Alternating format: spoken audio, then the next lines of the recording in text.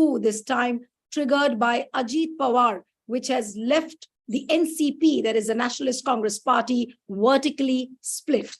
Now, Ajit Pawar has been sworn in as the Deputy Chief Minister. Along with him, some 8 MLAs have sworn in as cabinet ministers. But there are a lot of developments which have taken place since yesterday. And say, for example, the situation I might call that it's still very, very fluid. Sharad Pawar has sacked Praful Patel and Sunil Tatkare from his party, whereas Praful Patel has called the Maratha strongman his guru. Ajit Pawar claims that he has the support of some 40 MLAs out of 53. But when the reporters asked him clearly that how many MLAs you have, he was not really in a position, but obliquely he has been saying that he has the support of some 40 MLAs, but it is still in the realm of speculation. So the situation still is very dynamic, and NCP has moved the disqualification petition also. So a lot of things are happening, but the million-dollar question we are asking is that has Sharad Pawar been checkmated? And what is going to be the impact on national politics? Many people are saying that probably it's BJP which has triggered this crisis. And what is the impact in other states? Say, for example, in Bihar, H.D. Kumaraswamy just a short while back said that who is going to be Karnataka's Ajit Pawar? So a lot of interesting developments there. And let's dive straight into the discussion. I have with me Javed Ansari, senior journalist. Thank you so much, Javed, for joining. Vivek Deshpande joins us from Nagpur. Thank you so much, Vivek. And we have Anshul Trivedi, spokesperson Congress. Anshul, thank you so much for joining. And let me begin by Vivek. That Vivek, was this something which people were seeing it coming actually? Since the time the succession plan was actually worked out in NCP, Supriya Sule was made the working president, so was Praful Patel. But did Sharad Pawar misread the things? No, Nilu, I think this was in the offing that everybody knew, but nobody knew the timeline. And when was this going to happen? That was not something which was clear to people. Generally, the public was expecting this to happen, but when will it happen? Nobody knew. And Sharad Pawar also possibly knew about this. He had an inkling of this. And in 2019, when Ajit Pawar went with Devendra Fadnavis, since that time, this rebellion had been brewing in NCP. But for that to have happened about 3-4 days after Prime Minister Modi declared a war on NCP in his speech at Bhopal, that has taken many people by surprise, because it has sent a very wrong signal to the electorate that 3-4 days back the Prime Minister says that he will not spare the NCP guys who are indulging in corruption, and 4 days later these people have been rewarded with ministers' portfolios. One of them has been made Deputy Chief Minister. So, this how does this go down with general electorate, particularly the BJP voters? Nobody knows. We can't say anything about that as yet. But Sharad Pawar was expecting this.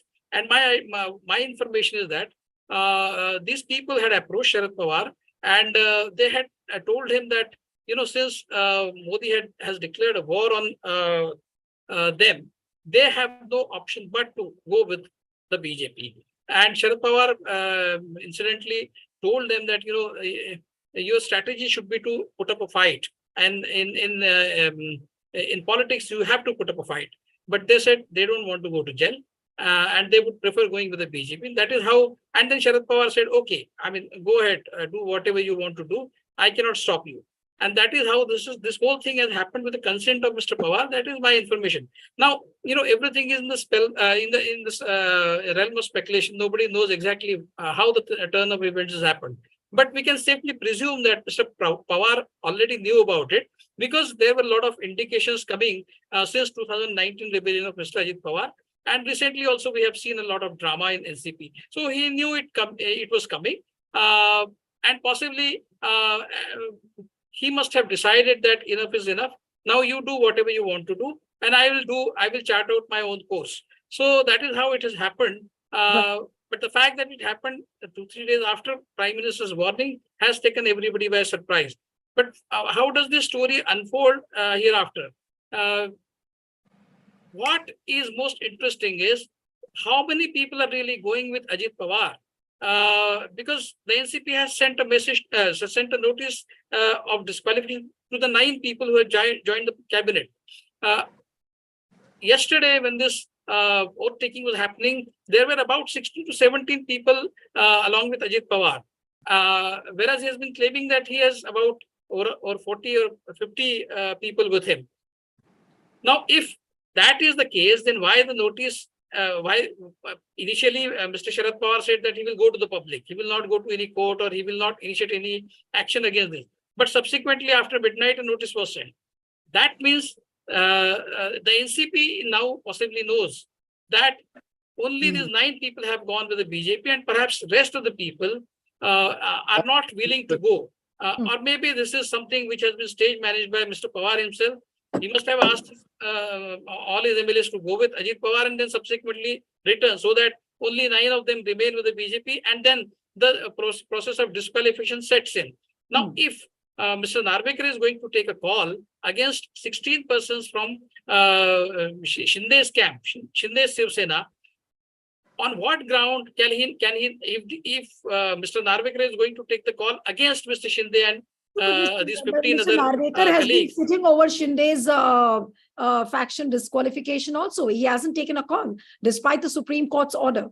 No. So if he has to take a call against them, then he cannot take 2 different calls on 2 different sections. He cannot take a call against Shinde and his 15 associates and then take a call in favor of these 9 people, because he has to apply the same yardsticks to both. And perhaps there lies the catch of the story at the moment.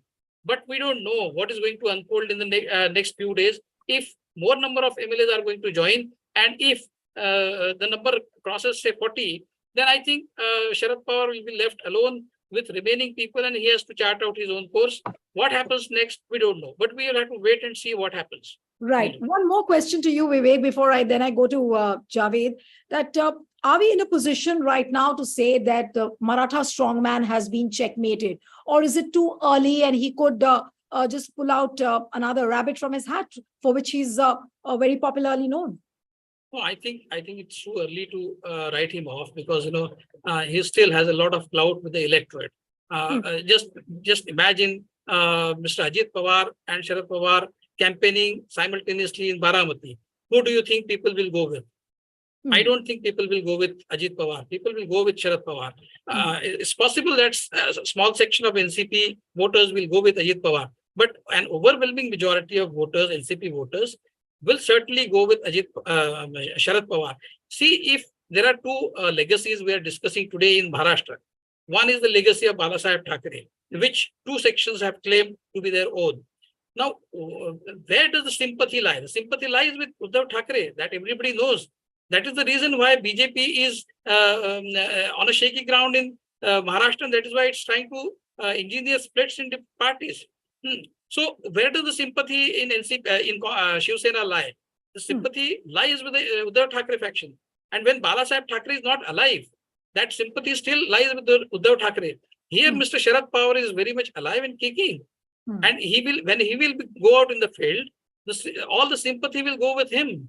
That is more than obvious. So to presume that Ajit Pawar will make a dent in Sharad Pawar's electorate, I think it doesn't sound very reasonable.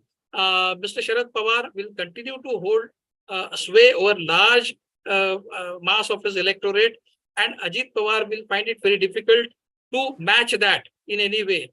So eventually, Sharad Pawar will emerge as a strong man. He will he has no ambitions in politics now. He is not aiming to be a prime minister. He is not aiming to be a president. He has nothing to lose. So he will be seen as some kind of a masiha by the NCP electorate, and he will be voted for in large numbers by his voters, as against the popular perception that Mr. Ajit Pawar is a very strong leader and he will have his sway over the electorate. I think the electorate will go largely with Sharad Pawar. So Right. he is very much in the reckoning. He is very much in the game. What are the next steps that he is going to take to put his party in order? That we will have to wait and see. Neelu. And a lot of developments are still happening. But Javed, if I may come to you, where do you see NCP really from here on? Like what Vivek was saying, that Sharad Pawar, it seems, is left alone, but still he has a massive support of the party workers, the people on the ground, the grassroots workers. They still support Sharad Pawar. Now, where does it leave Ajit Pawar? And if you look at the story evolving vis-a-vis Sharad Pawar and Ajit Pawar, where does it leave NCP really? Look, I have no doubt in my mind that as far as the electorate, and I agree with the gentleman who spoke before me, that as far as the electorate is concerned, Sharad Pawar is the NCP. He's the face of the NCP. Yesterday, he joked when they said, who will be the credible face of NCP? He said Sharad Pawar. He was joking, obviously, but there is more than an element of truth in it. As far as, and this was inevitable, this parting of ways was inevitable.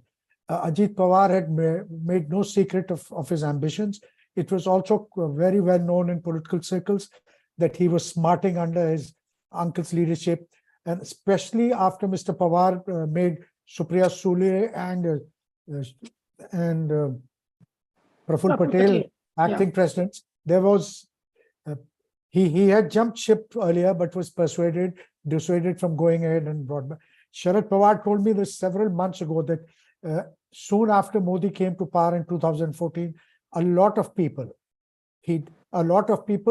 including Praful Patel, he says they came to me and said, look, this is the rising force, let's go with the BJP, why hang on to the UPA, etc. And he says, I told them, I made it abundantly clear. He says, if you force me to make a choice, you can go ahead, but I will not. Their politics and my politics is totally different. I will never join hands with them. He said, I have good personal relations with Mr. Modi, but political relations, our ideologies are different, and the twain will never meet. And this was soon after 2014, when Mr. Modi first came to power. And it's been clear, it's been simmering for a while. Mr. Pawar contained it.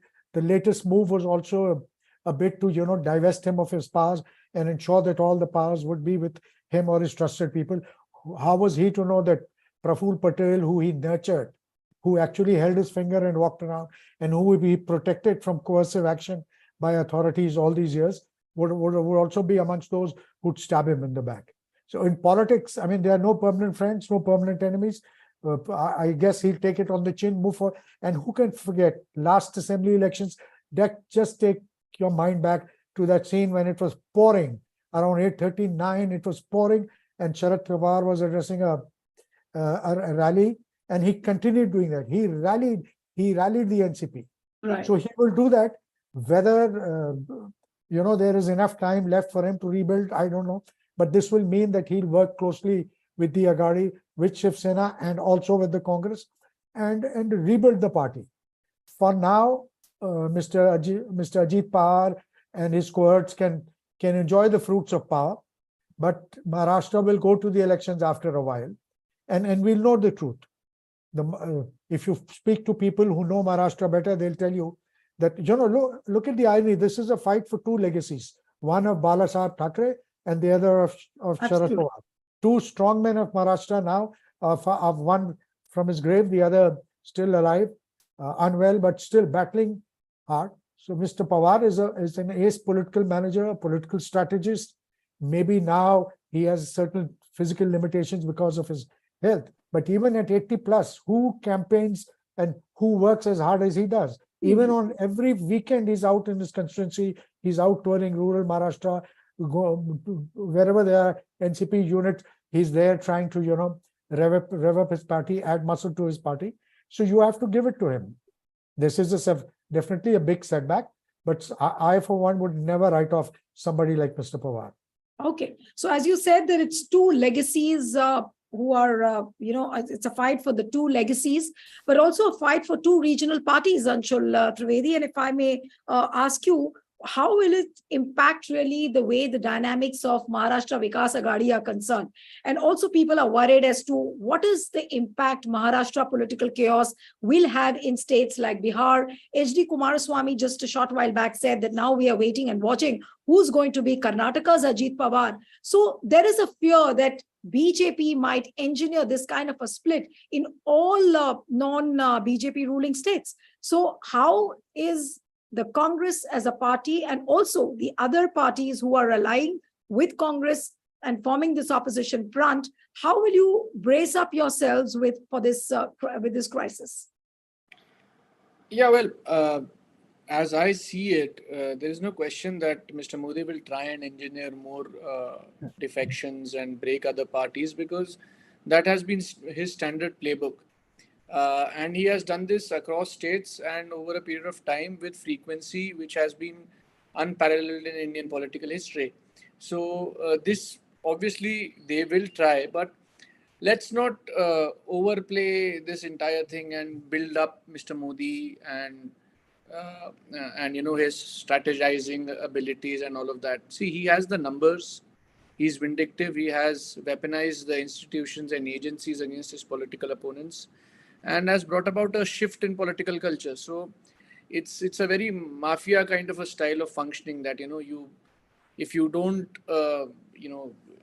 pledge your political loyalty to me, I'll act against you. But if you kiss the ring, you're free to go on with your activities. I'll throw you some crumbs of power.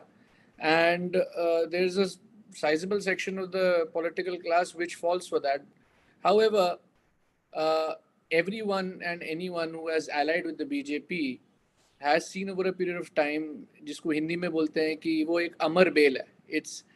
It grows at the expense of its ally. It grows while the other one shrinks, and that has been true with Mr. Nitish Kumar in JDU, and it has been true in Maharashtra, where Shiv Sena today lies in shambles, and the BJP has prospered. While if you look in the early 90s, it was a junior partner or an equal partner to the Shiv Sena. So, if anything, those with political acumen in the opposition will understand the need to come together and the unity that is required to, face this challenge of the Modi juggernaut, which is backed by political power, money, and weaponizing agencies.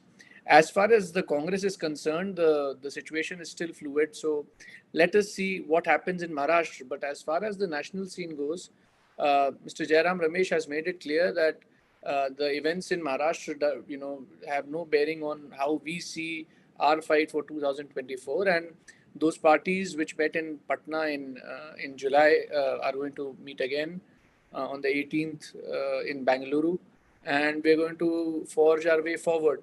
Do you see this as an effort by the BJP to break the opposition unity as well? Now the breaking news just coming in, I'll just inform the viewers also that CBI has charge sheeted Bihar Deputy CM Tejasvi Yadav in land for jobs case.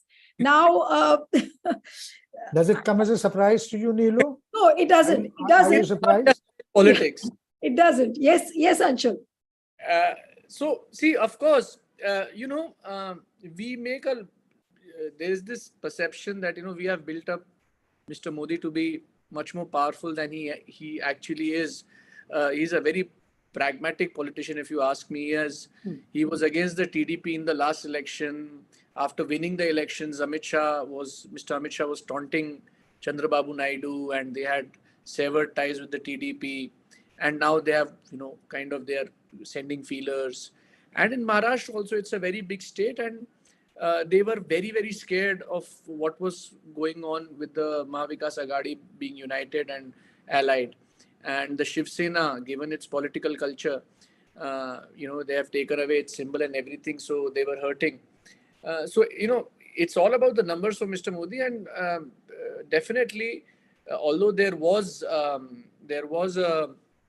an internal factional fight within the NCP, which was the objective basis of this, it was incited more and fueled more by the BJP and Mr. Modi for his own, his own ends. Right. Okay. There's just no two ways about it. Right. But Vivek, if I may come to you, that the succession plan which was worked out by Sharad Pawar, many say that probably he could have waited, and because he knew that if he works out the succession plan for Supriya Sule, the things which have happened, he was already expecting this. So would you blame Sharad Pawar for this? Maybe he could have waited for some more time. Maybe he could have planned this after 2024. Would that be right? No, I don't think, Nilu, this has anything to do with succession plan, because the BJP had made up its mind to go against all these people from NCP. So whether Mr. Sharad Pawar would have done well to postpone that plan, I don't think there is any relevance of that question here. Because if the BJP was anyway going to go against them, then Mr. Sharad Pawar, it made no sense to him to have postponed his plan. On the contrary, this feud within the family was going on for quite some time, and there was time to take a call, and he chose his time. I think he knows how to choose his time very well, better than we do. So he did that, and maybe in the days to come, now this has become very easy for him.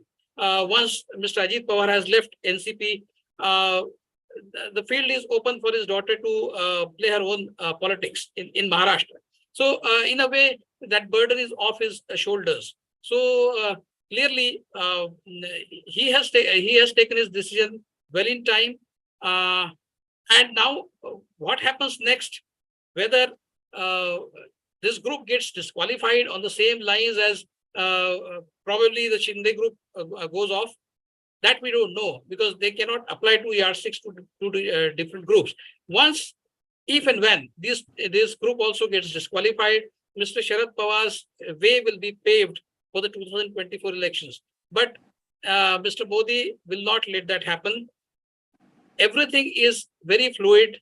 Whether Mr. Modi will also engineer a split in the Congress, because we had seen that when there was a vote of confidence last time, when Mr. Shinde and Fadnavis came together to form a government, about 11 of the Congress people were missing from the vote of thanks. They were giving some silly reason that they were stranded in traffic. So whether Mr. Modi will go ahead and engineer a split in the Congress as well. So a lot of things will still happen. So we don't know what exactly is going to happen. If some of the Congress people also go with the BJP, then we will have to confront a lot of other questions as well. So let's see. Let's wait for some more days for Mr. Sharad Pawar to play his next moves. And yes, going by his body language yesterday was very cool, and he knew what exactly is going to happen and what he has to do in future. So he was never, but he has nothing to lose at this moment. All his energies, all his future planning has been invested in his daughter, and maybe Supriya Sule will have a larger role to play in NCP now, along with her father. So as far as the family is concerned, the division is clear. What happens next, nobody knows. Never. Absolutely. But Javed, if I may ask you, what about the prospects of BJP? These kind of political coups, if what has happened in Maharashtra, if BJP tries to, trigger these similar coups in other states as well, is it going to really backfire for BJP? Because numerically, people say that, BJP will stand on a strong wicket. And like, say, for example, in Maharashtra, people were saying that BJP was almost losing ground. But now with getting NCP by their side, if you look at the numerical strength, BJP stands in a very strong position if you just purely look at the numbers. So Yeah, is certainly Yes. for now, the reason why they've split the NCP is because they were scared. They didn't want the Agadi in its present form. They didn't want to face the Agadi in its present form during the elections. So they wanted to weaken the opposition. One way of weakening is the NCP was the weakest link, so what they went for them. And they found a very willing partner in Mr. Ajit Pawar. Similarly, there were attempts will be made on the Congress party as well. I will not be surprised. We should not forget that they're already making attempts in Bihar, except that in Bihar that the difference is so huge. There were 13 parties opposed to it. So first they got Upendra Kushwaha to move away. Then Jitan Ram Majhi, the present day weathercock, Mausam Vigyanik, he's crossed over. It's gone unnoticed, but he's crossed over. So the attempts are being made. Look, during the last general elections in Bihar, the NDA had won 39 out of 40 seats. At the moment, they'd be hard put to win 9 seats. And this is not me. These are senior BJP leaders hailing from Bihar who have told me this in private.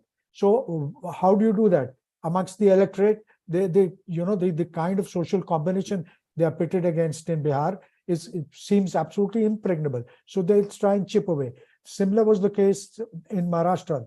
All polls, even apparently, I haven't seen it, but I'm told that even an RSS survey indicated that the Aghadi would trounce the BJP Shiv Sena combined in Maharashtra. Right. So then how do you do that? Before the elections, you weaken the opposition. This is why it's happening. They would have tried that in Karnataka as well. But unfortunately, the electorate hasn't provided an opportunity to Mr. Kumaraswamy and his family to try and play the kind of Trojan horse they have always done. They flip from one side to the other.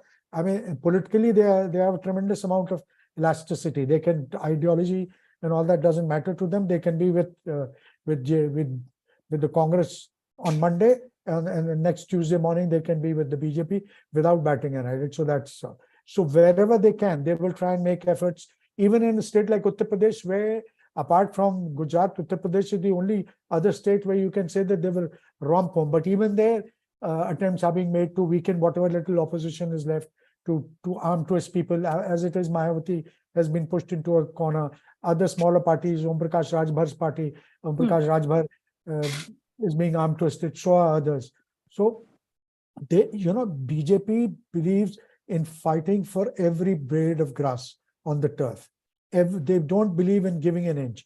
And wherever they can tighten the screws, they will tighten the screws. They believe that when your opponent is down, knock them out. Don't allow them a chance to get back onto their feet. And this is what you're seeing. So this is not what has happened in Maharashtra is only the beginning. You will see this happening across states, across the country, where you can't split parties. You will target individuals. So read Tejasvi Yadav. Other people who are vulnerable, whether in Congress or outside, those opposed to the BJP, all these people will have to face the hate. Absolutely. But It's a real acid test for the oppositions, whether they can take the heat. It's very impressive when 14 parties get together. But now whether they can take the heat, Mamata Banerjee's nephew will be picked up. KCR was amongst those whose voice was the loudest against Mr. Narendra Modi. Now suddenly Mr. Narendra Modi is his good friend. And he's just because his daughter would one round, 2 rounds of questioning and see the kind of political somersault he's done. So expect more of this going forward. Right. So Anshul, if I may come to you, that is this not the biggest challenge, as Javed says, that, this is a litmus test for the opposition. And this political coup comes at a time when all the opposition parties are trying to forge an alliance. You have your next meeting now coming up in Bangalore. Of course, this political coup comes as a jolt if you look at the opposition in entirety. But how would you really rely on the members who are sitting in these kind of opposition meetings? Say, for example, Praful Patel was part of the Patna meeting, and he's turned out to be like a mole. He knew what all transpired in the opposition meeting, and today he has turned the tables absolutely. So how are you going to rely on people who will be sitting across the table in the opposition meeting? Is this not going to be a big challenge? If I can, Anshul, with your permission, if I can just answer this one. Yes, sir. In that meeting, no specifics were discussed. Generally, everybody gave a bhashan. It was a statement of intent. So there is no secret which Mr. Praful Patel could have carried to the other side. That is my okay. That doesn't take away the fact that he is a Trojan, proved himself to be a Trojan horse. Right. Yes, Anshul. To add to this, as I said, that it's very simple. The writing is on the wall that Mr. Modi does not believe in coexistence of a healthy, competitive electoral democracies. He has a certain conception wherein he is in the dominant position as a patron and other parties are clients.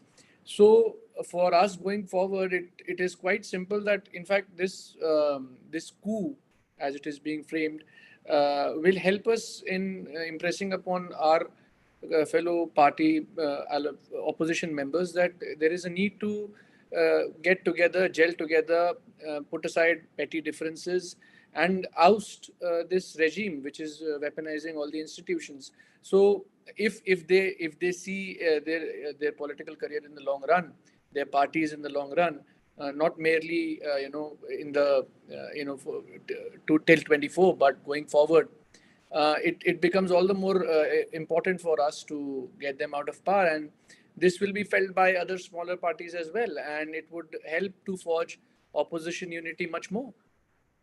Okay. Okay. So Vivek, if I may come to you now, you and Javed, I'll come to you for the last word. What would you really say?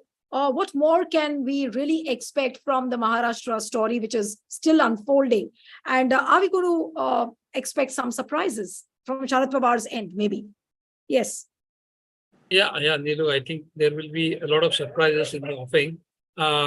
Let's not discuss that because we can't predict anything. We have not been able to predict what will happen during the last 3 years in Maharashtra because Maharashtra never saw a political trajectory like this before. So it's very difficult to project what will happen in future. But one thing we can certainly see, what has happened in Karnataka, nothing of the 4 major pillars of the BJP worked. Like Modi's personality cult, Mr. Shah's election machinery, then the Labharthi politics, and the Hindutva nationalism narrative. None of these 4 major pillars, main pillars, or the only 4 pillars of BJP worked in Karnataka because the people of Karnataka had made up their mind. So come what may, BJP was not going to be voted to power in any way in Karnataka. If this groundswell of support is really extending beyond Karnataka and going to other places as well.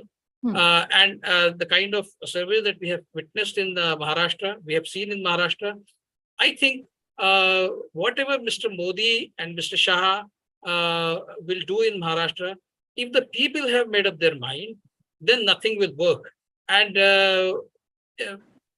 whether the people have made up their mind to vote against the BJP, we don't know. But then that is the kind of picture that is emerging from the surveys. So we can believe those surveys. The ultimate, indicator will probably come from Rajasthan, I believe, because we know in Madhya Pradesh and Chhattisgarh, the groundswell is in support of the Congress. But in Rajasthan, the situation is very tricky for the Congress. But if the Congress gets comfortable majority in Rajasthan, it will prove that this groundswell of support in favor of Congress is cutting across states. It is across the board in the entire country. So if that indications come from Rajasthan, there's no reason why the people in Maharashtra will not vote for the Congress or the MBA, whatever is remaining of the MBA, no matter how many tactics, what kind of tactics do the Modi Shah combine adopt in Maharashtra. I think if the people have made up their mind, nothing will work in favor of the BJP. Right. Okay. Javed, to you, the last word. What would you really say to the kind of story which is unfolding from Maharashtra and the impact it may have on BJP and the opposition? Look, one, there will be no ghar wapsi for Mr. Ajit Pawar. Okay. This is clear. Last time he was dissuaded, and his uncle was willing to forgive and forget. I think that Rubicon has been crossed. So there will be no homecoming as far as Mr. Ajit Pawar is concerned. How this will play out, this round has certainly gone to the BJP Sena combine. And now whatever redressal happens, it will. There's very little time between now and the next elections, even for the courts to act. I would be surprised. So whatever redressal happens will happen in the court of the people. It's the electorate which will have to deliver the verdict. For the NCP, the parent party, Mr. Pawar has, perhaps this is the toughest battle he's fighting of his political career. Absolutely. I mean, he's 80 plus, he has obvious health issues, yet, so this is the toughest battle. But I do believe that if the MBA, and I'm quite sure they will, if they hang in together, the Shiv Sena BJP combine will not have an easy ride. They will have a very, very difficult time in Maharashtra. But and this is not going forward, this is not conventional politics as we know it, and the elections will also not be conventional. Every weapon, every instrument of state power in and out of power will be weaponized, will be used. So it was not just the BJP, Mr. Shah's strategy, Mr. Modi's personality, the Labharti schemes, the Hindutva and majoritarian issues that the opposition will have to confront. It is these, they have to go through this wall of fire if they want to emerge. And Indeed, it's yeah. easy for us to say, it's very difficult. I mean, you know, if the shoe pinches you, you are the one who will have to suffer. So, but you know, this is the price they will have to pay if they want to. Indeed. And your phrase was quite impressive, Javed, when you said it's a wall of fire, which apparently the opposition has to surmount along with BJP. It's not going to be an easy going for BJP as well, remember. But of course, all eyes would be on what kind of an impact this political coup in Maharashtra has on other states. And can the opposition get its flock together? Because the next big opposition meeting coming up in Bangalore is going to be where all the focus will be. Thank you so much, Javed Ansari, Vivek Deshpande, Anshul Trivedi. It was wonderful having you on the program. And one appeal to the audience of the Federal, subscribe to our channel, send us your feedback, and stay tuned to the Federal.